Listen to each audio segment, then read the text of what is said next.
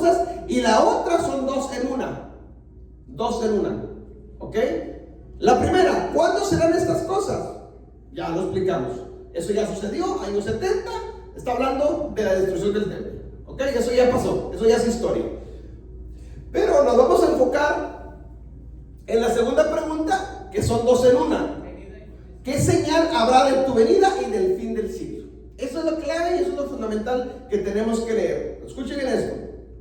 Para entender Mateo 24, mis hermanos, tenemos que también leer Lucas 21 y Marcos 13, que hablan de... No lo vamos a leer, simplemente para que ustedes estudien en casa, porque hablan exactamente de lo mismo, solamente cambian unas palabras. Marcos 13 y Lucas 21 es Mateo 24. Y parte de Apocalipsis 6 es Mateo 24, es lo mismo. ¿Quién reveló Apocalipsis? ¿Quién es el que le está dictando a Juan de Apocalipsis? Yeshua. Entonces, ¿quién te está hablando de Mateo 24? Yeshua. Entonces, es lo mismo, ¿sí? Nada más que bajo otro contexto, nada más, pero es exactamente lo mismo. Pero está hablando de eso. Entonces, concentrémonos en esto. Ya, la primera pregunta, dejémosla a un lado, dejémosla atrás, ¿sí? ¿Cuándo serán estas cosas? ¿A cuáles cosas? El templo será destruido. Eso ya cumplió, ya pasó, ya es historia, ¿ok? Entonces, tenemos que concentrarnos en la pregunta número 2. ¿Cuál es la pregunta número 2? La venida y del fin del siglo. ¿Cuándo será tu venida? La pregunta, es decir, los discípulos hacen una pregunta, y hablo de los discípulos, y nomás son 4 discípulos, no son los 12. En esa reunión, nomás están 4 discípulos con el maestro. No están los 12 discípulos, son 4 nada más que están con él, porque Marcos 13 y Lucas 21 los explican, dan los nombres, que nomás son ellos 4, son 4, ¿sí? Está Pedro, Andrés, Jacobo, Santiago, nomás están ellos 4, ok. Entonces la primera pregunta, olvidémonos, eso ya es historia, ya pasó, ok. Pero analicemos ahora la pregunta número 2, que esta es la más importante que tenemos que entender, porque si no lo comprendemos del todo, es lo que ha traído confusión a la iglesia hoy en día, ¿ok? ¿Qué señal habrá de tu venida y del fin del siglo? Eso es clave y es fundamental entender esto. Yo les hago una pregunta.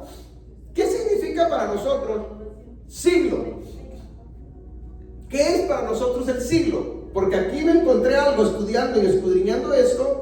Me encontré una cosa, investigué la palabra siglo. Para nosotros siglo, obviamente estamos hablando de un periodo de tiempo de 100 años, es un siglo, ¿sí? Es un siglo, o sea, el fin del siglo, ¿sí? Pero, entendamos esto, en la mente de los discípulos judíos, ¿qué estaba en la mente de ellos cuando ellos están hablando? Tratémonos de poner en sus zapatos, como decimos, para poder comprender lo que están hablando, lo que están diciendo, ¿sí? Entonces, la palabra siglo, hermanos, escuche bien, la palabra siglo es ejí, ¿sí? Y no significa periodo de 100 años, no, significa dónde será. Analice bien eso, dónde será. La palabra ejí, pero hay otra raíz de esa palabra, déjenme la escribo de una vez, para que lo entendamos bien. Siglo es ejí. Y significa ¿dónde será?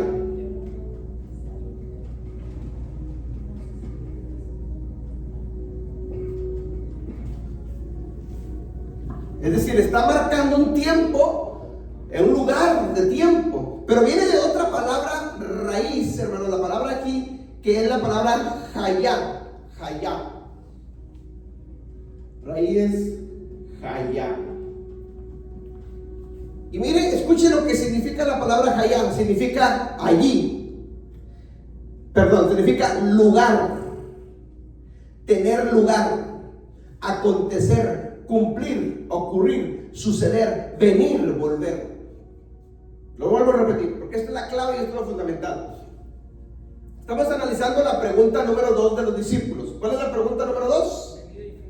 Estaba hablando, ¿cuándo será tu venida y el fin del siglo? Esa es la pregunta de los discípulos, ¿sí? Y nosotros tenemos que entender primero la pregunta de los discípulos para comprender la respuesta del maestro. Si yo me voy a la respuesta sin entender la pregunta, no vamos a sacar otras cosas. ¿Sí me explico, sí, hermano? Hermano, ¿por qué le hicieron esa pregunta de tu venida? Ellos no sabían que iba a regresar todavía, porque ellos no creían todavía después de que murió que iba a regresar. Eso es lo que me tiene. Está bien. Está bien. Sí. Está bien. Sí sabían lo que estaba pasando. Oh, sí sabían. Y ahorita lo vamos a leer. Okay. Pero es buena pregunta esa, porque tenemos que, si hay una pregunta en un diálogo, tenemos que analizar todo lo que está alrededor de esa pregunta. ¿Qué estaba en la mente de los discípulos para que ellos hicieran esa pregunta? Porque no es el tema, están hablando de un templo. Ellos los discípulos no están en el templo, Jesús les da la respuesta del templo y punto. Pero ellos como que se desvían y conectan la venida del Mesías con la destrucción del templo. O sea, lo conectaron. ¿Por qué lo conectaron? Porque hay algo en su mente. O sea, ellos sabían algo, ¿sí? Pero no están hablando. Estudiemos, analicemos esto. No puede estar hablando, Mateo 24, versículo 3, no puede estar hablando del rapto de la iglesia, porque la iglesia no existía en ese tiempo. No hay iglesia todavía. Entonces, ¿cómo puede estar en la mente de los discípulos, Señor, ¿cuándo es el rapto de la iglesia? Si todavía no existe la iglesia. ¿Me explico el punto? Todavía no existen gentiles en la iglesia, para empezar. O sea, todavía no hay salvos gentiles ahí todavía. ¿Ven? Entonces, no pasa nada, en la mente de los discípulos no está pasando nada, no tiene nada que ver con la iglesia, no están pensando en la iglesia, no están pensando en el rapto, no están pensando en nada de eso, porque no había ni gentiles, no había ni iglesia, Jesús todavía no había ido al Calvario, no había nada de eso. Entonces, en la mente de los discípulos no hay eso, lo que pasa para nosotros, porque si nosotros, hoy, en nuestros tiempos, la mayoría lee Mateo 24 y en la mente para nosotros de Mateo 24 está hablando de un rapto en la iglesia, ¿cierto? La mayoría lo explica así, pero para ellos no, porque no existe iglesia todavía, no existe Nuevo Testamento, no hay nada, no hay las cartas. Pablo ni en cuenta todavía en ese tiempo. Estamos hablando del año 29, el año 30 después de Cristo. Más o menos, Jesucristo todavía no venía al Calvario, todavía no es traicionado, todavía no es crucificado, todavía no resucita. O sea, no pasa todavía nada de eso. Por eso es bien importante ubicarnos en tiempo y espacio para entender la situación de lo que están hablando ellos. ¿Sí? Entonces descartemos iglesia, porque no está hablando de iglesia para nada. Pero regresemos al punto. Escuchen, entonces la pregunta es: ¿qué señal habrá de tu venida y del fin del siglo? Esa es la pregunta que tenemos que analizarla a profundidad para poder entender la respuesta. Y la respuesta es todo Mateo 24 y casi todo Mateo 25. ¿Okay? Entonces, ¿qué señal habrá de tu venida y del fin del siglo? Entonces, estamos analizando la palabra siglo. Les decía que la palabra siglo para nosotros es un periodo de tiempo de 100 años. Para ellos, siglo no significa tiempo, significa ¿dónde será? ¿Dónde será? ¿Sí? Pero viene de una palabra raíz, la palabra ejí, es la palabra hayá, ¿sí? Que también es lo mismo, y significa tener lugar, es decir, ¿en qué lugar va a ser? ¿En dónde va a suceder? Acontecer, cumplir, o sea, ¿cuándo se va a cumplir esto? Ocurrir, ¿cuándo va a ocurrir? Suceder, ¿cuándo va a suceder? Venir, ¿cuándo vas a venir? Volver, ¿cuándo volverás? Eso es de lo que están hablando aquí, el siglo. También significa volver, acontecer, suceder, etc. No está hablando de un periodo de 100 años o del fin de 100 años, para nada. Está hablando de un lugar determinado, de un tiempo, sí. ¿Cuándo van a suceder estas cosas? ¿Cuándo va a acontecer estas cosas? A lo que me lleva lo siguiente, analicemos la pregunta. ¿Cuál es la pregunta? ¿Qué señal habrá de tu venida, volver, que es lo mismo, venida y del fin del siglo?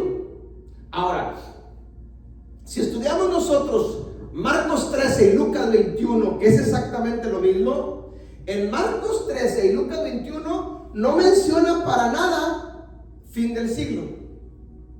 Solamente es una sola pregunta: ¿qué señal habrá de tu venida? Punto. ¿Por qué? Porque analiza dice la pregunta, ¿qué señal habrá de tu venida? Venida. Fin del siglo, significa lo mismo. Siglo y venida es lo mismo. Es la misma pregunta, pero el escritor, o mejor dicho, el traductor de las escrituras en Mateo 24 le agregó fin del siglo. Porque Marcos 13 y Lucas 21 no menciona siglo para nada. Y están hablando de lo mismo, de la venida. Son los mismos, son los discípulos los que están narrando la historia de lo que está pasando. ¿Sí me explico? Entonces, cuando ya analizamos la palabra siglo, y la primera pregunta es, ¿qué señal habrá de tu venida? Es exactamente lo mismo. ¿Qué señal habrá de tu venida? Se está refiriéndose cuando vienes. ¿Dónde va a suceder todo esto? Y luego, el fin del siglo, es exactamente lo mismo. ¿Cuándo sucede? ¿Cuándo va a suceder esto? ¿Cuándo vas a volver? Dos preguntas con la misma respuesta. Sí, entonces no es que sean dos preguntas, es la misma, solamente que en Mateo 24 le agregaron fin del siglo. Entonces, para que vayamos entendiendo, quitemos siglo. Porque en Marcos 13 y Lucas 21 no lo mencionan para nada. Pero para nosotros en Mateo 24, como nos agregaron siglo, en nuestra mente, para nosotros acá en Occidente, sobre todo acá los hispanos, pues sabemos que siglo significa un periodo determinado de tiempo de 100 años y tiene su fin. Y por eso, como hoy en estos tiempos, sobre todo en estos tiempos, estamos por culminar un periodo de tiempo de siglo, pues estamos con eso, ¿verdad? De que Cristo viene porque ya se va a acabar el siglo. ¿Sí me explico? Pero no está hablando de eso, está hablando, sí exactamente de su venida, claro que sí, está hablando de la venida de Yeshua, eso sí, pero no menciona para nada un siglo. ¿Me explico? Entonces, quedémonos con eso en mente para poder entender las respuestas del maestro. Entonces, ¿qué señales habrá de tu venida en el fin del siglo? Es exactamente lo mismo. No tenemos por qué agregar el fin del siglo. Si lo queremos agregar, agreguémoslo, pero agreguémoslo con el conocimiento de que es exactamente lo mismo. Los discípulos conectaron la respuesta, la pregunta que le están haciendo a Jesús, conectaron destrucción del templo con la venida. ¿Sí? Porque eso estaba en la mente de ellos. Entonces quiere decir que ellos sí sabían que Él se iba y Él iba a volver. Porque eso sí, si usted analiza Mateo 24, o mejor dicho, Mateo, los evangelios, Jesús les estuvo hablando acerca de su partida. Les habló de su muerte. Dijo, yo me voy, pero volveré. O sea, ellos sí sabían de lo que estaban hablando. ¿Me entiende? Aparte, y ahorita lo analizamos, en el Antiguo Testamento habla acerca de estas cosas. Habla acerca de que vendría un Mesías, de que moriría, de que partiría y de que regresaría. O sea, habla en el Antiguo Testamento. Entonces, ¿qué estaba en la mente de los discípulos? Eso. Pero no podía estar en la mente de los discípulos una iglesia, porque no existía todavía. No estaba en la mente de los discípulos, es que Pablo lo escribió. No existían las cartas de Pablo. No existía ni Pablo todavía como apóstol. No había iglesia todavía, no había gentiles todavía. Eran puramente judíos. Entonces lo que estaba en la mente de ellos era lo único que habían leído. ¿Y qué habían leído? El Tanaj, el Antiguo Testamento, la Torá. Era lo que habían leído, era lo que conocían, las Escrituras. Cuando habla de las Escrituras en el Nuevo Testamento, siempre se refiere al Antiguo Testamento. ¿Nos estamos ubicando ahí? Entonces vamos a tratar de comprobar lo que estamos hablando. Entonces Mateo 24 no está hablando de arrebatamiento de iglesia, para nada, ¿sí? Entonces, la pregunta sería, ¿a quién le está escribiendo Mateo entonces? Porque estamos hablando de Mateo 24. La carta de Mateo, ¿a quién va dirigida? ¿A iglesia? No existe. ¿A gentiles? Tampoco. Es a judíos, porque los únicos que estaban en el tiempo eran judíos. Ahora, ¿por qué digo yo que son judíos? Por varias razones. Si nosotros analizamos todo el libro de Mateo, escuche bien esto, vamos a entrar a una parte muy importante. Igual, Marcos y Lucas, ¿sí? Hay muchas referencias de lo que se está mencionando en Mateo, en todo el libro de Mateo, hay muchas referencias del Antiguo Testamento. Es decir, muchas cosas que habla Mateo 24, el escritor Mateo, está mencionando lo que ya estaba escrito en el Antiguo Testamento. Entonces, por eso digo que se está refiriendo a judíos, ¿sí? ¿Por qué? Porque eran los únicos que conocían las escrituras. Los gentiles no sabían nada absolutamente de escrituras. Eran los únicos que conocían ellos, los judíos. Ok, ¿por qué digo yo entonces que aunque no lo dice la Biblia, no dice que Mateo sea dirigido a determinado grupo, pero si tú lo estudias, lo investigas, lo agarras, sacas conclusiones. Lo que sí no podemos sacar como conclusión es de que Mateo 24 es escrito a la iglesia. No podemos decir que Mateo 24 va dirigido a los gentiles. Eso sí no, eso sería un error gravísimo. Porque no existe, para ese tiempo no existe iglesia y no existen gentiles todavía. Jesucristo todavía no va ni al Calvario. No existe el apóstol Pablo, no existe nadie todavía de eso. ¿Sí? Miren, analicemos esto. Desde el punto de vista del pensamiento cristiano, analicen bien esto. Desde el punto de vista del pensamiento cristiano, que es lo que venimos nosotros arrastrando, ¿sí? ¿Cuándo es cuando nace la iglesia? En el día del Pentecostés, en Hechos capítulo 2, ¿cierto? Analicemos esto. Hechos 2. Nace iglesia. Lo pongo entre comillas. Desde el pensamiento, eso no dice la Biblia, obviamente, pero eso es lo que se nos ha enseñado, ¿sí? Pero en Hechos 2, si usted lee en Hechos 2, usted analiza todo Hechos 2, ¿quiénes están reunidos en Hechos 2? ¿Gentiles o judíos? Puros judíos, porque estamos hablando de una fiesta. La fiesta del Pentecostés, nosotros la conocemos como la fiesta del Pentecostés, es Shavuot en hebreo, la fiesta de Shavuot. ¿Quiénes se reunieron en esta fiesta? ¿Gentiles o judíos? Puros judíos, porque eran los que conocían las escrituras y eran los que celebraban la fiesta. Los gentiles no celebraban las fiestas del Eterno. Entonces, usemos poquito lógica. ¿Cómo pueden hacer en Hechos 2 una iglesia gentil si los que están reunidos son puros judíos? Es imposible, eso no puede ser posible. ¿Sí? No existen todavía iglesias en Hechos 2. No existen gentiles todavía. Pero bueno, ese es el pensamiento que a nosotros se nos enseñó, ¿cierto? La iglesia nace en Hechos 2, cuando están reunidos puros judíos ahí. ¿Me explico? Eso es lo que hemos aprendido. Y nosotros de buena fe lo hemos aceptado, sin investigar, sin estudiar, sin indagar absolutamente nada. Lo aceptamos y lo creímos. Lo cosa que sabemos que no es cierto. Ya una vez que estudiamos, que investigamos, escudriñamos, no es así. Los que están reunidos ahí es Israel, la Biblia lo dice, Israel. Es decir, bíblicamente Israel es la iglesia. Bíblicamente Israel es la iglesia. No es que nazca otra identidad, ¿sí? Otra iglesia, pues, ¿sí? Después de Israel. No existe eso en la Biblia. O sea, Dios no tiene dos pueblos, solamente tiene uno y se llama Israel. Ese pueblo llamado Israel, bíblicamente, es la iglesia que estaba en el desierto, lo dice en Hechos. ¿Sí? Lo menciona Hechos. La iglesia que estaba en el desierto con Moisés, es decir, la congregación. La palabra congregación en griego es eclesía, es lo mismo. Nada más que con el tiempo que nosotros nos tradujeron, como los que tradujeron tenían este pensamiento, lo metieron a la traducción, nosotros lo creímos y hemos corrido todos estos años con ese pensamiento. Pero no es así. Dios no es un Dios de división. Dios no tiene dos pueblos, tiene solamente uno. Él viene por uno. Por eso les dije al principio que Mateo 24 no está hablando de un arrebatamiento de iglesia gentil. No. Está hablando sí que Él viene por su pueblo, pero su pueblo se llama Israel. ¿Me explico el punto? Esa es la diferencia. Entonces tenemos que ir entendiendo estos pequeños detallitos, porque acuérdense que les di a ustedes el mensaje de el evangelio de la serpiente, ¿se acuerdan? Tuerce las escrituras, juega con las palabras, te las acomoda acá y te da otro mensaje. Y como todas las palabras son bíblicas, wow, sí, amén, gloria a Dios.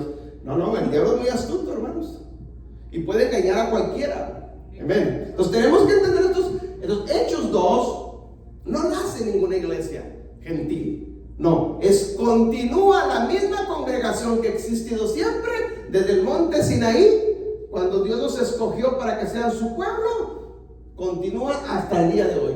que unos todavía estemos en la dispersión, en la diáspora, mezclados entre naciones. Bueno, pero la profecía dice que a final de los tiempos Él recogería todo su pueblo. Ahí sí, Él viene por su pueblo, que somos nosotros.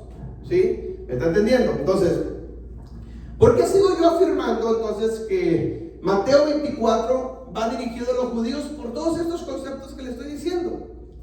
¿Sí? ¿Por qué? Porque no hay gentiles ahí, porque no existe una iglesia ahí. Entonces no puede estar dirigido Mateo 24 a una institución que todavía no existe. En la mente de Mateo no existía, al contrario, si odiaban a los gentiles.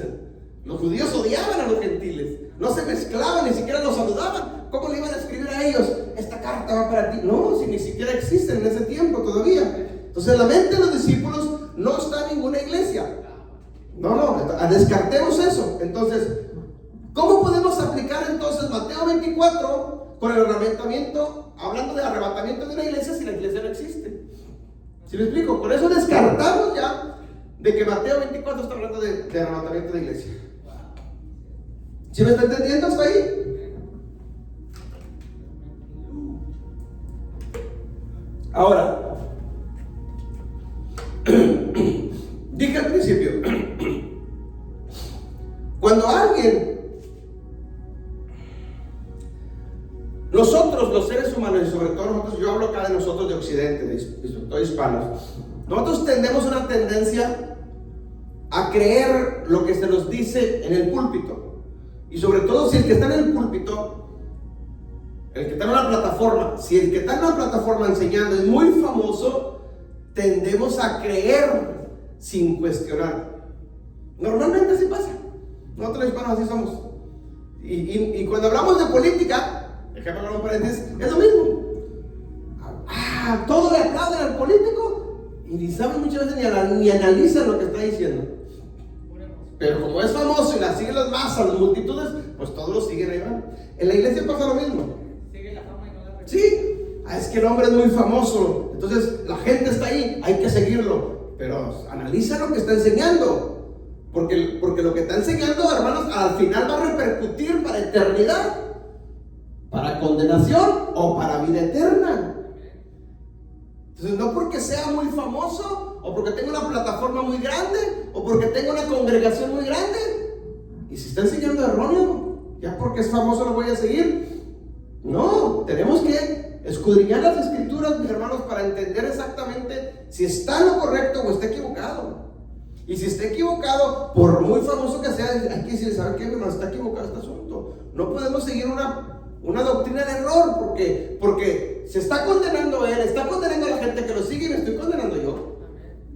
¿Me explico? Yo tengo ¿Tenemos? Sí. Por ejemplo, lo que se enseña hoy en día, este punto, ahorita lo tocó usted, Uh-huh. acerca de la congregación del desierto, muchos Uh-huh. les enseñan que son judíos, que Yeah. son las 12 tribus, y la gente piensa que todo el Antiguo Testamento era para los judíos, porque pensaban que eran judíos, Yeah. y eran 12 tribus, Exacto. las que estaban ahí. Y ahorita lo vamos a leer más adelante eso, pero eso es muy importante.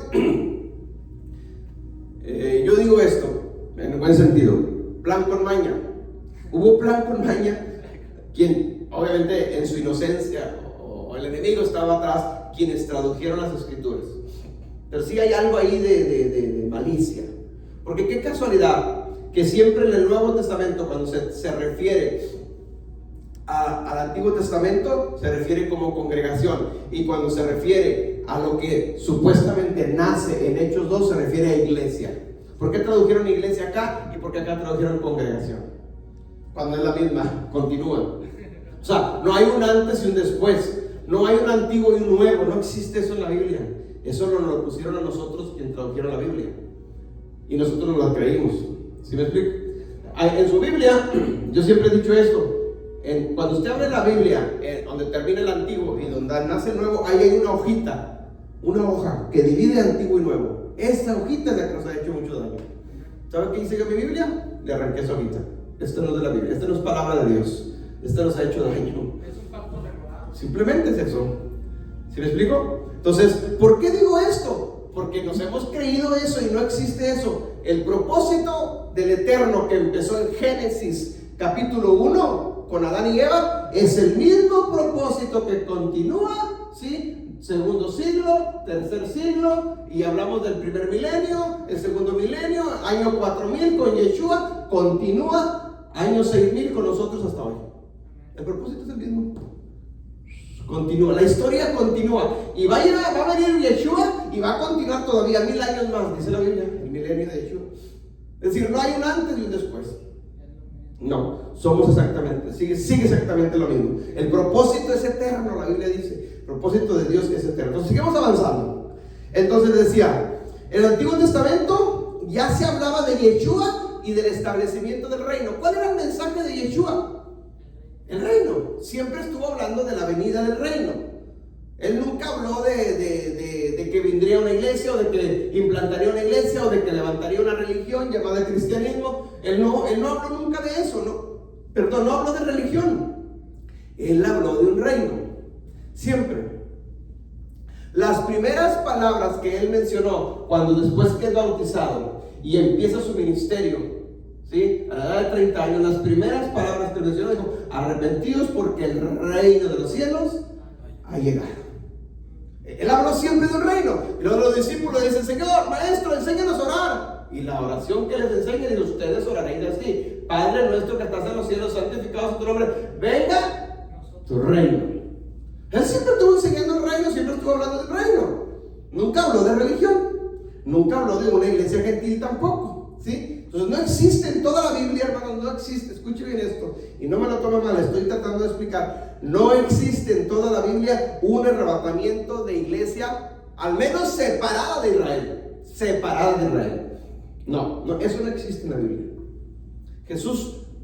La Biblia solamente habla de una segunda venida, no habla de una tercera venida. Es decir, habla de la primera venida que ya vino hace 2000 años, y habla de una segunda venida que va a venir y va a instalar su reino, en punto, se acabó. Nada de que viene, se lleva a la iglesia por 7 años y luego regresa otra vez por tercera vez. No habla de eso. Son textos simplemente que se han malinterpretado. No habla de eso. Entonces, creer eso sin explicarlo con un texto bíblico, hermano, es estar creyendo una doctrina errónea, ¿sí? Yo creía así también antes, porque era lo que a mí se me había enseñado. Pero cuando yo empiezo a investigar, tenemos que ser analíticos, mi hermano. Cuando yo empiezo a depender ahora sí del Espíritu Santo y a no comerme todo lo que me den, y empiezo a investigar por mi propia cuenta, espérame, esto asunto aquí anda mal. ¿Me explico? Entonces tenemos que ser analíticos de lo que estamos aprendiendo. Entonces no existe en la Biblia arrebatamiento de la iglesia separada de Israel. Es el mismo pueblo. Él viene por su pueblo, punto, ¿sí? Y su pueblo se llama Israel, y nosotros acá en Occidente, ¿sí? Acá los hispanos decimos: somos la iglesia, somos su pueblo. Somos su pueblo. Y su pueblo no tiene otro nombre, se llama Israel, y punto. Nomás que estamos en la dispersión, estamos en la diáspora todavía. Fuimos esparcidos, ¿sí? ¿Desde dónde? Desde el Antiguo Testamento. Fuimos esparcidos simplemente. Nosotros somos generaciones de nuestros antepasados, ¿sí? Y nos tocó a nosotros estar acá simplemente. Pero no es que seamos una iglesia, como nos lo han enseñado, por separada de Israel. No, eso no existe en la Biblia. Dios no es un Dios de división. Él solamente tiene un pueblo. De entre todas las naciones, de entre todos los pueblos, Él escogió uno, y ese pueblo es Israel, y ese somos nosotros. Y nosotros oramos, Él viene por su pueblo, eso sí, por su pueblo, que somos nosotros. Pero si yo sigo pensando y creyendo que tengo una identidad de iglesia gentil, mi hermano, no es posible, porque no existe en toda la Biblia una identidad de iglesia gentil. Los discípulos nunca hablaron de eso, ni Jesús habló de eso, ni Apocalipsis habla de eso. Al contrario, habla de Israel. Amén. Ok, sigamos avanzando. Entonces, tenemos que analizar desde este punto de vista que estoy enseñando. Analicemos Mateo 24 y Mateo 25, ¿sí? Con el pensamiento judío, hebreo, no con un pensamiento romano, ¿sí? O greco-romano. Porque eso es lo que se nos metió a nosotros, es lo que se nos enseñó. Es decir, Roma, porque cuando hablamos en el siglo II, siglo III, siglo IV, siglo V, sobre todo el siglo III, el siglo IV y el siglo V, cuando se hablaba del cristianismo en aquellos tiempos, no se hablaba, hermanos, de un cristianismo evangélico como hoy. El cristianismo en ese tiempo era católico. Eran católicos simplemente. Era la iglesia católica la que ejercía el poder. ¿Sí? Entonces, para el Medio Oriente, cuando hablaban de cristianos, de hecho todavía hasta el día de hoy, si tú vas a Israel o al Medio Oriente y hablas de cristiano, ellos tienen en su mente católicos. No evangélicos, no, católicos. ¿Por qué? Porque es la iglesia, el cristiano evangélico que nosotros conocemos nace de la iglesia católica, viene de la iglesia católica.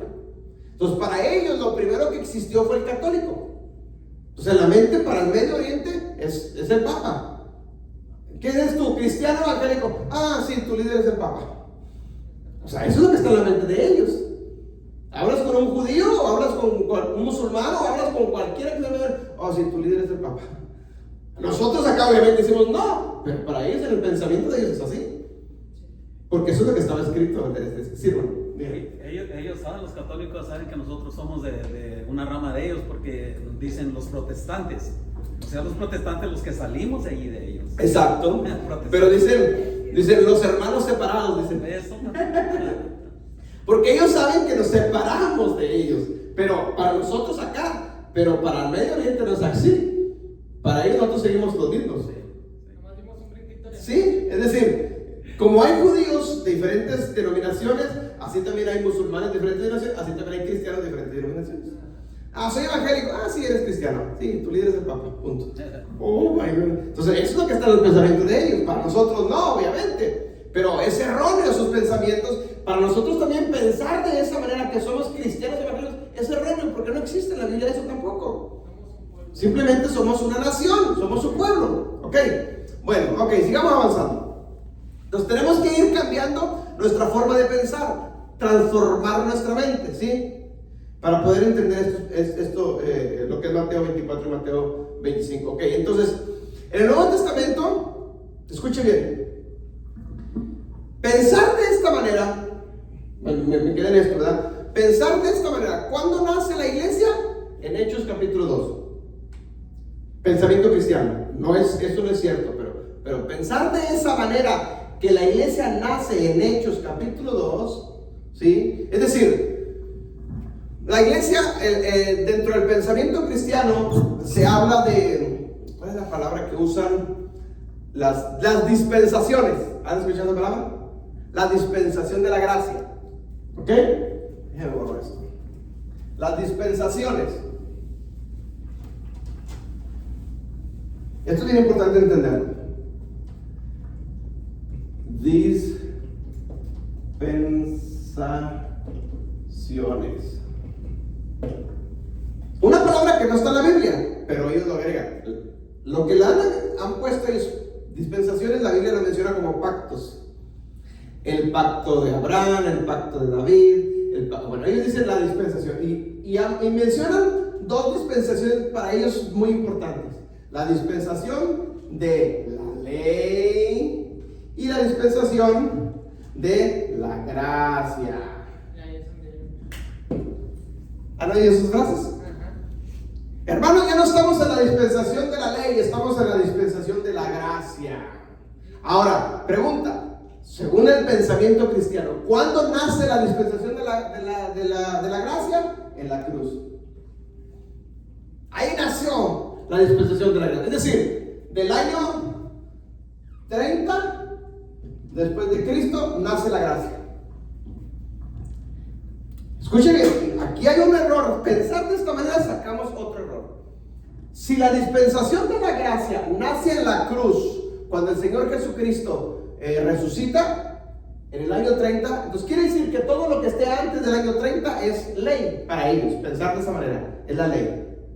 Si pensamos de esa manera, entonces Mateo, Marcos, Lucas y Juan deberían ser parte de la ley y no del Nuevo Testamento. ¿Sí me explico? ¿Por qué? Porque Mateo, Marcos y Lucas y Juan narran todo lo que sucede antes de la cruz. ¿Me explico? Entonces, pensar de esta manera, Mateo, Marcos, Lucas y Juan debería ser parte de la ley y no de la gracia, no del Nuevo Testamento. Es decir, el Nuevo Testamento empezaría del libro de los Hechos en adelante. El nacimiento de la iglesia. No, supuestamente del nacimiento de la iglesia, de ahí empezaría el Nuevo Testamento, por lo tanto los 4 evangelios serían parte de la ley. Pensar de esa manera, pero no es así. ¿Sí me explico? Entonces la pregunta es, ¿por qué nos ponen los 4 evangelios que son el Nuevo Testamento cuando la gracia nace hasta el año 30? Son contradicciones, pero que ni ellos mismos lo han analizado. Pero cuando ya te metes a estudiar profunda, escudriñar profundamente, espérame, no, es que no concuerda este asunto. Hay algo mal aquí, algo anda mal, no cuadra. ¿Sí me explico? Pero ese es el pensamiento cristiano. Ese pensar de esta manera. Este pensamiento, hermanos, viene desde el tiempo antiguo. Y nosotros lo hemos adoptado mucho de este pensamiento. Pero es erróneo, pensar de esa manera es erróneo, ¿ok? Ok, regresemos al punto, regresemos a la pregunta de los discípulos para seguir otra vez analizando. ¿Qué señal habrá de tu venida? Entonces la pregunta es, ¿qué señal habrá de tu venida? ¿Sí? Entonces está hablando de señal habrá de tu venida. O sea, es decir, si ellos saben que viene, ellos saben que regresa, se va y regresa, pero va a haber señales, va a haber algo, ¿sí? Entonces, ¿qué estaba en la mente de los discípulos para que ellos hicieran esta pregunta? Si ellos conectaron la destrucción del templo con la venida, es decir, ¿qué estaba en la mente de ellos? Porque no están hablando de la venida, están hablando de un templo. Es como si yo digo, hermanos, van a demoler ahí Goodwill. Ya el gobierno dio orden porque lo compró el hospital y van a destruirlo. Y obviamente su pregunta va a ser, ¿cuándo va a hacer eso? Pues el otro mes. Pero si usted me dice, ok, el otro mes, oiga, ¿y qué va a suceder cuando venga el presidente Biden acá? ¿Se me explicó? O sea, nada que ver una cosa con otra. Entonces, si usted hace esa pregunta, está conectando que la venida de Biden tiene que ver con algo de eso. Si no, no me haría esa pregunta. Es lo mismo que sucede aquí con los discípulos. ¿El templo va a ser destruido? Oh, sí, va a ser destruido. Y los discípulos se quedan, ok, Señor, ¿y cuándo va a suceder eso? ¿Qué señal habrá de tu venida? O sea, están conectando una cosa con la otra. Eso es lo que estaba en la mente de ellos. Y si conectan la venida del Señor Jesucristo con la destrucción del templo, quiere decir que ya tenían conocimiento de lo que va a pasar. Sí, porque si no, ¿cómo lo hacen esa pregunta? ¿Sí me explico? Entonces tenemos que ponernos primero en los zapatos del que hace la pregunta y luego nos ponemos en los zapatos del que responde para entender pregunta y entender respuesta. Si yo me baso más a la pura respuesta sin entender primero la pregunta, pues voy a sacar mis propias conclusiones y me voy a equivocar. ¿Me están teniendo el punto? ¿Amén? Ok, entonces vamos a leer las citas bíblicas. Zacarías 12:10, vamos a leer del Antiguo Testamento. Esto es lo que yo creo y pienso que estaba en la mente de los discípulos, porque el Antiguo Testamento sí hablaba de estas cosas. Ok, vamos a Zacarías 12:10. Es lo que ellos, al menos ellos lo conocían, los discípulos conocían el Antiguo Testamento. Entonces, si lo conocían, quiere decir que es lo que estaba en la mente de ellos.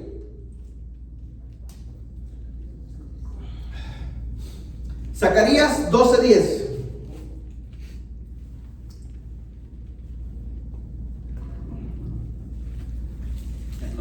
No lo encuentro, ¿no? Ahí donde está, obviamente está en el Antiguo Testamento. Sí, parece que está ahí. A ver, vamos a ver si lo encuentras tú. A ver quién lo encuentra primero. Aquí está.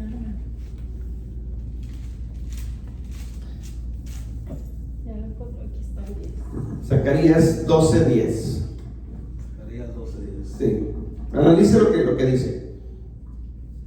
Pero llenaré a la casa de David y a los habitantes de Jerusalén de un espíritu de piedad y compasión, y mirarán al que traspasaron, llorando por él como un hijo único y mostrando amarga tristeza como por un hijo primogénito. Amén. ¿De quién está hablando? De nuestro Salvador. De hecho, ¿y dónde está? En el Antiguo Testamento. Entonces, ellos sí sabían lo que vendría en el futuro. Vayan buscando Joel 2:11, para de una vez también. Joel 2:11. Escuche. Entonces, Zacarías está profetizando algo que sucedería tiempo después. Esto sí lo sabían los discípulos, porque los discípulos eran judíos. Ellos sí leían Tanakh, el Antiguo Testamento. Entonces Zacarías 12:10 dice: derramaré sobre la casa de David. ¿Quién es la casa de David? Israel. Sobre los moradores de Jerusalén. ¿Quiénes viven en Jerusalén? Los judíos. ¿Sí? Dice: espíritu de gracia y de oración. Por eso la gracia, menciona mucho la gracia. Espíritu de gracia. Ellos están diciendo, por eso la interpretación de la iglesia, del pensamiento cristiano es: cuando Cristo venga, viene la gracia. No está diciendo que cuando Cristo venga nazca la gracia. No, lo que está diciendo dice: derramaré espíritu de gracia, no que venga la gracia. La gracia siempre ha existido. La Biblia dice que Noé fue salvo por gracia en el diluvio. O sea, la gracia siempre ha existido. No que la gracia nazca en la cruz. Eso no es cierto, eso no es bíblico. Entonces dice: derramaré el espíritu de gracia y de oración. Dice: y mirarán a mí. Dice, miren, Zacarías está hablando. Y me mirarán a mí, o sea, está hablando Dios, sí, Jehová. A quien traspasaron y llorarán como se llora por hijo unigénito. Sabemos que es unigénito de Yeshua. Está hablando del Mesías.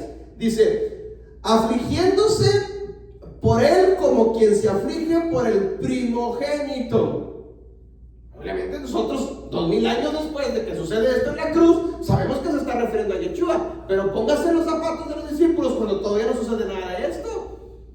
Es decir, en el año 29, el año 30 todavía no existe madero, no existe cruz, no existe crucifixión, no existe nada de eso. Entonces, ¿qué estaba en la mente? Para nosotros es bien fácil interpretar este texto de Zacarías porque ya sucedió, ya lo vimos en la historia. Lo hemos visto por películas, lo vemos por cuando. Pues sí está hablando. Sí, pero para ellos que no había existido. Lo que estaba escrito en el ¿Sí me explico? Solamente lo que estaba escrito. Entonces ellos querían: ¿cuándo va a suceder esto, Señor? ¿Cuándo es tu venida? O sea, estaba en la mente de ellos eso. ¿Me explico? Joel 2:11, mi hermano. Y Jehová dará su orden delante de su ejército, porque muy grande es su campamento, fuerte es el que ejecuta su orden, porque grande es el día de Jehová y muy terrible, ¿quién podrá soportarlo? Está hablando del día de Jehová, que es terrible. Es decir, ellos sabían que vendría el día del fin, el día de Jehová. ¿Ven? Ellos, en la mente de ellos sí sabían de que iba a suceder. Jesucristo venía, iba a ser crucificado, y luego que habría el día de Jehová. ¿A cuál se refiere el día de Jehová? Al día del juicio. Es el día de Jehová, al día del juicio. Sí, al día del juicio final. Ok, leamos otras citas. Malaquías 4:11. Malaquías 4:11.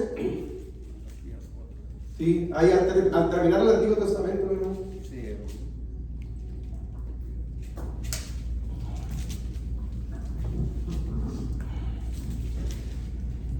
Malaquías 4:11. Perdón, Malaquías 4:1. Malaquías 4:1. Sí, perdón.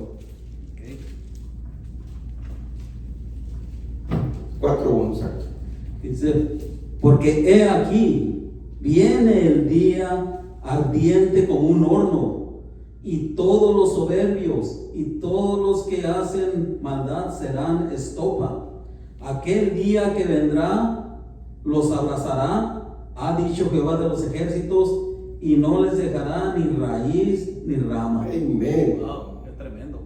Y está hablando del Antiguo Testamento, no estamos hablando del Nuevo Testamento. Es decir, ya estaba profetizado en el Antiguo Testamento que sucederían esas cosas. Entonces los discípulos sí sabían de la venida, sabían del día del juicio.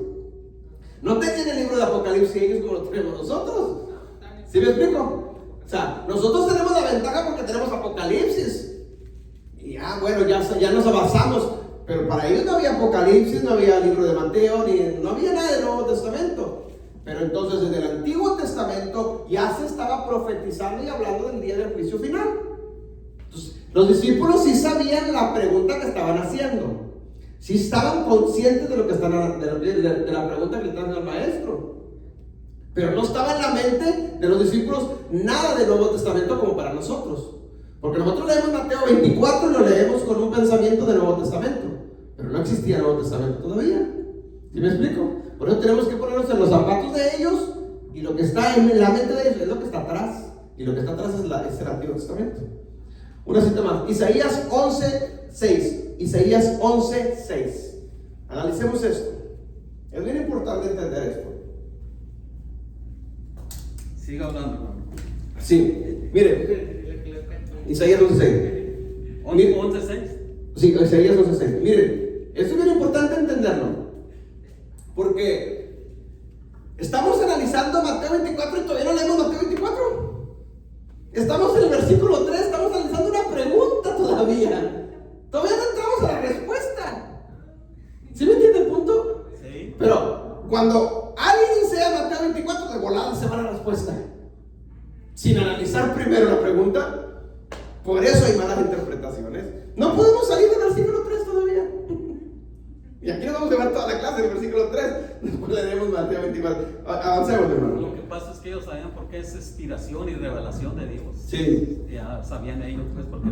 Exacto. Y eso es lo que falta hoy en día. Exacto. Los discípulos lo que querían era que el Señor Jesucristo les revelara el Apocalipsis a ellos. Sí. Ok, Isaías 11:6, hermano. Miren lo que dice, escuche.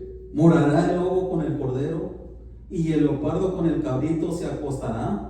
El becerro y el león y la bestia doméstica andarán juntos, y un niño los pastoreará. ¿De qué está hablando aquí? Eso todavía no sucede, eso todavía no se cumple. Del milenio. ¿Del milenio? Ya cuando el Señor Está hablando del establecimiento del reino del Mesías en la tierra. O sea, en la mente de los discípulos sí sabían que vendría en un tiempo más adelante donde vendría el Mesías y establecería el reino. Ellos sí sabían del milenio. No existía el Nuevo Testamento. Para nosotros sacar conclusiones del milenio, pues no batallamos porque tenemos Apocalipsis, tenemos a Pablo hablando en Tesalónicas, hablando en la iglesia de Corintios. Les está hablando. Para nosotros es más fácil, pero para ellos, ¿sí me explico el punto? Pero aún así, que no tenía Nuevo Testamento, lo único que decía era Antiguo Testamento, pero ya hablaba de esto. Porque lo que Pablo menciona y los escritores del Nuevo Testamento, lo que ellos hablan en el Nuevo Testamento, también están hablando de lo que ya existía, que es el Antiguo Testamento. ¿Sí me explico? Entonces, todos estos pasajes, hermanos, que acabamos de leer, y hay muchos más, obviamente, ¿sí? Están hablando del establecimiento del reino en un tiempo futuro. Son profecías que para el tiempo de los discípulos, cuando están con Jesús haciendo esta pregunta, todavía no existía nada de eso.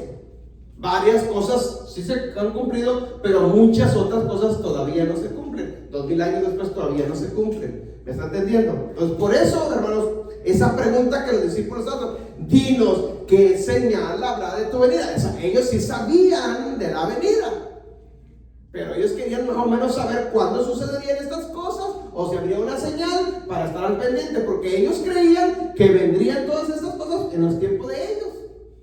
para que no los agarraran con la dormida. ¿Ven? Ahora, ya pasaron 2000 años, ellos ya murieron y todavía no suceden muchas cosas de estas. Pero de que viene, viene. Amén. Ok. Entonces, Mateo 24, versículo 4 en adelante. Escuchen. Estamos en Mateo 24, versículo 3.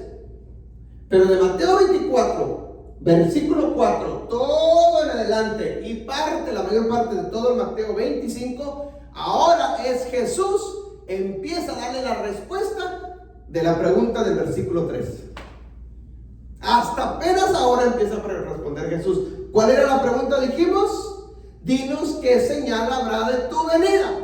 Bueno, versículo 4 de Mateo 24, empieza Jesús ahora a dar respuesta. Y también, lo vamos a analizar, a lo mejor en otra clase ya no va a alcanzar el tiempo, o avanzamos ahorita, pero la respuesta que empieza a dar Jesús en Mateo 24, versículo 4, no empieza luego diciéndoles esto. No, primero empieza a dar advertencias.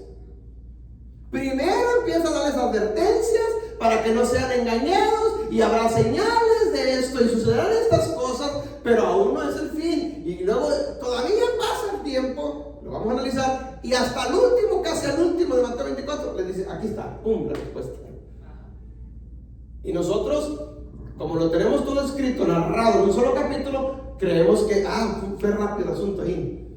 No, no es así. Lo que Jesús está hablando de periodos de tiempo. Van a suceder muchas cosas en determinados tiempos. ¿Amén? Entonces tenemos que entender eso. Vamos a Mateo, para adelantarnos de ahorita y regresar. Mateo 24, versículo 40 y 41. para entender lo que estamos diciendo. Mateo 24, 40 y 41. Nos vamos a brincar versículo 4 y después regresamos a estudiar, analizarlo bien. Entonces estarán dos en el campo, el uno será tomado y el otro será dejado. Dos mujeres estarán moliendo en un molino, la una será tomada y la otra será dejada. Amén. Escuche bien esto. Es decir, me adelanté. ¿Por qué? Porque ese es el pensamiento que tenemos de Mateo 24, de que es el arrebatamiento de la iglesia. Y yo les dije al principio, no menciona que la iglesia sea arrebatada. ¿Ok? No menciona. Mateo 24, versículo 40 y 41, analicémoslo despacito.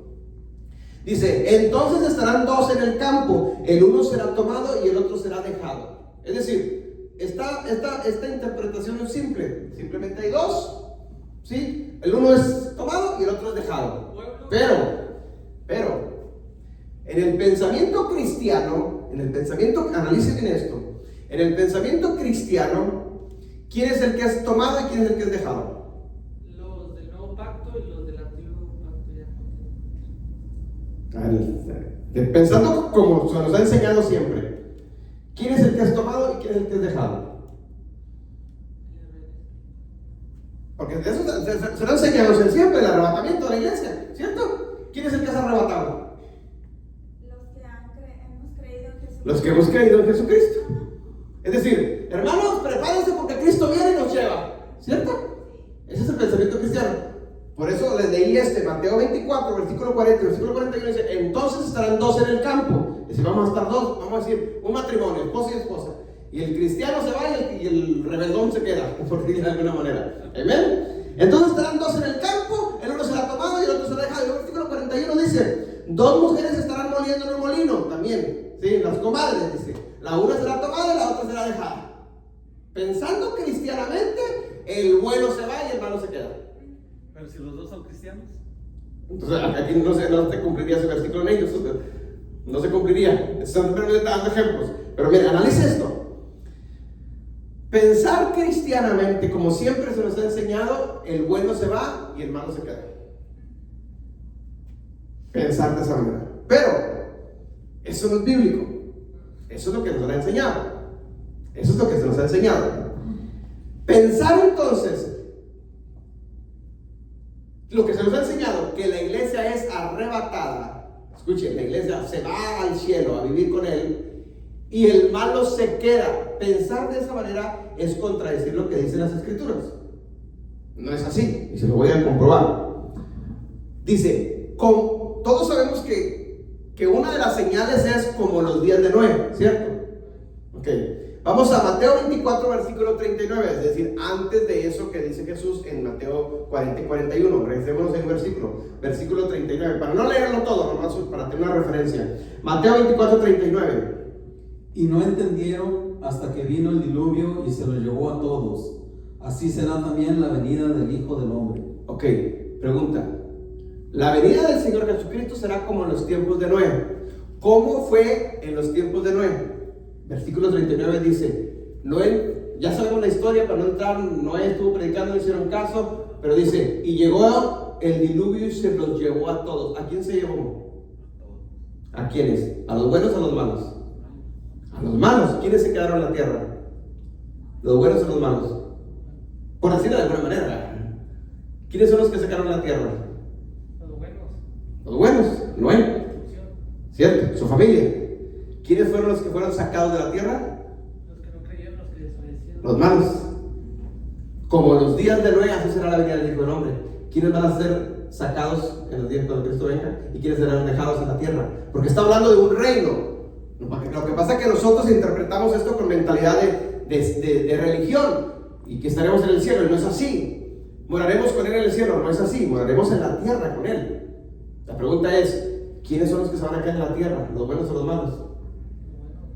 Entonces es lo contrario de lo que nos... Exactamente, es lo contrario. Por eso, no, hermanos, prepárate para que no te quedes. No, yo me quiero quedar. Cristo viene y viene a la tierra a morar. Yo me quiero quedar con Él aquí en la tierra. ¿Quiénes son los que van a ser sacados? ¿Quiénes son los que van a ser llevados? para destrucción. Los malos, como los días de Noé. Lo volvemos a leer, versículo 39. Y no entendieron hasta que vino el diluvio y se los llevó a todos. ¿A quiénes se los llevó? A los malos, a los rebeldes. Amén. Dice, así será también la venida del Hijo del Hombre. Así, o sea, es la comparación. Entonces para yo entender la venida del Hijo del Hombre, tengo que entender primero lo que sucedió con Noé. Y si en los tiempos de Noé los malos fueron destruidos, fueron los que fueron sacados, fueron los llevados, pues acá también va a ser lo mismo. ¿Sí me explico el punto? Cuando venga el Hijo del Hombre, ¿sí? Nosotros que estamos acá en Abilene, obviamente vamos a ser arrebatados para ser llevados a Jerusalén y puestos ahí, pero en la tierra, no sacados de la tierra. Pero el pensamiento cristiano que a nosotros nos ha enseñado del arrebatamiento de la iglesia es que somos sacados de la tierra y llevados al cielo. Por eso siempre tengo, yo me voy con él, me voy con él. Sí, yo me voy con él también, pero no al cielo, me voy a Jerusalén, que es diferente, a la tierra, a reinar la tierra. ¿Me explico? La Biblia habla de que el reino será en la tierra, de que él morará en la tierra, y dice, y reinaremos juntamente con él en la tierra, dice Apocalipsis. No dice en el cielo. ¿Sí me explico? Volvemos a lo mismo, son pensamientos cristianos que se nos han metido, y como no investigábamos y no analizábamos, pues lo creímos. ¿Sí? Pero no dice la Biblia, y todo esto lo vamos a estar viendo obviamente conforme vayamos avanzando, analizando. Pero mire, veamos unos versículos más para entender un poquito más de esto, de que Jesús siempre estuvo hablando de un reino, que vendría el reino y establecería un reino. Vamos a ciertas parábolas. Mateo capítulo 13. Mateo capítulo 13. ¿Quiénes serán tomados y quiénes serán dejados? Para que lo entendamos. Hay una parábola que necesitamos verla para... ¿Cuántos han escuchado la parábola del trigo y la cizaña? Ok, Mateo 13, 24 al 30, mi hermano. Mateo 13, 24 al 30. Para entender esto que les estoy explicando. Lo leemos y luego lo explicamos despacito. Les refirió otra parábola diciendo: el reino de los cielos es semejante a un hombre que sembró buena semilla en su campo. Parémonos ahí para entender. Si usted estudia casi todas las parábolas cuando habla de Jesús, siempre que menciona una parábola, siempre empieza diciendo eso, sí. Siempre. Menciona, en este caso menciona, le refirió otra parábola, quiere decir que les había contado otra, diciendo, el reino de los cielos es, y luego viene la comparación. ¿Sí? Siempre que Jesús habla de parábolas, siempre menciona el reino de los cielos es. El reino de los cielos es semejante a un grano de mostaza. El reino de los cielos es semejante a un sembrador. El reino de los cielos es semejante a... O sea, siempre habla del reino, porque Él trajo el reino. El mensaje de Jesucristo es el reino. No es religión, no es denominación, no es iglesia, no es nada. Es reino, ¿ok? Y luego viene la comparación.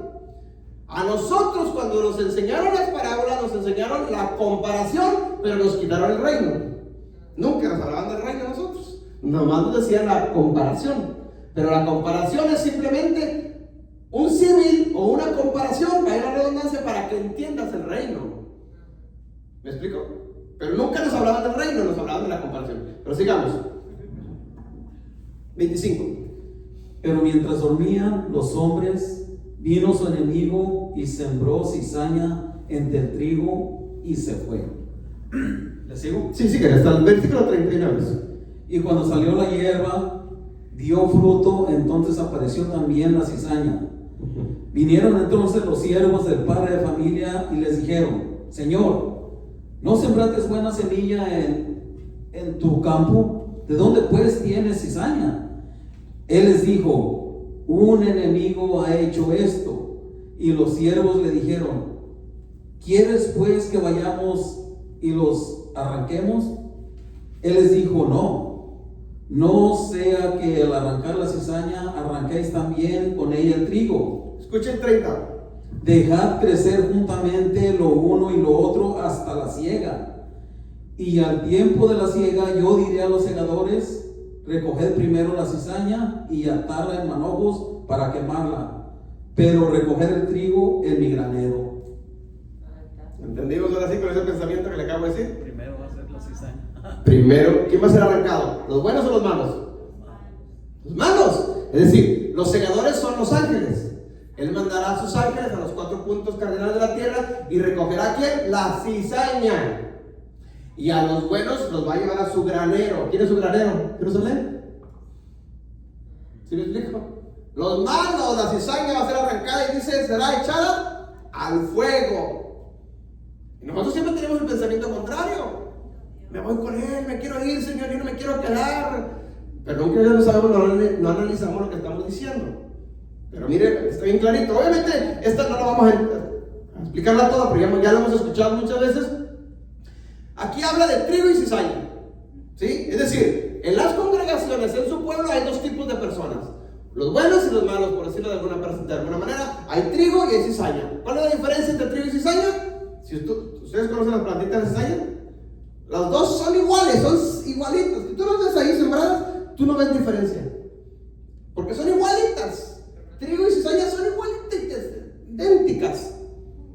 La única diferencia es de que el trigo da semilla, fruto, y la cizaña no da fruto. Pero aquí dice que si trata de cortar la cizaña, no sea que vaya a cortar el trigo también, porque está bien entretejida. Sí, porque no hay diferencia. No hay diferencia. Pero dice hasta el tiempo del fin. O sea, va a llegar un tiempo que sí, que es cuando su venida. ¿Sí? Por eso ahorita en todas las congregaciones hay trigo y hay cizaña. ¿Cómo observas tú cuando el tiempo del fruto de la cosecha ha llegado de identificar una de la otra? Es el trigo cuando está cargado de semilla y ves el tiempo de la cosecha, el trigo hace esto. Y la cizaña sigue así. ¿Sí me entienden? ¿Por qué? Porque no da fruto, la cizaña no da fruto. ¿Sí? No da fruto acá arriba. Entonces, el trigo con el peso de la semilla se humilla ante el Creador. Exacto. Entonces ahí al humillarse, estoy diciendo yo soy trigo, tú eres cizaña. Si comparamos eso en la iglesia es lo mismo. Hay trigo y hay cizaña. El trigo, el hermano que es trigo, siempre será humilde y será humillado y dará fruto. La cizaña dice, no, yo lo sé todo, no, yo acá. ¿Sí me entienden? Ahora, aquí hay una cosa muy importante, que es los trabajadores de los siervos, pues, le dicen al patrón, ¿quieres que arranquemos la cizaña? Dice, no, espérame, obviamente estamos hablando de una parábola, de una comparación, un símil, ¿sí? Dice el maestro, que es Yeshua mismo, dice, no, déjenlas, crezcan juntas. Es necesario que crezcan juntas. Es decir, por eso en todas las iglesias hay malos y hay buenos. Hay trigo y hay cizaña.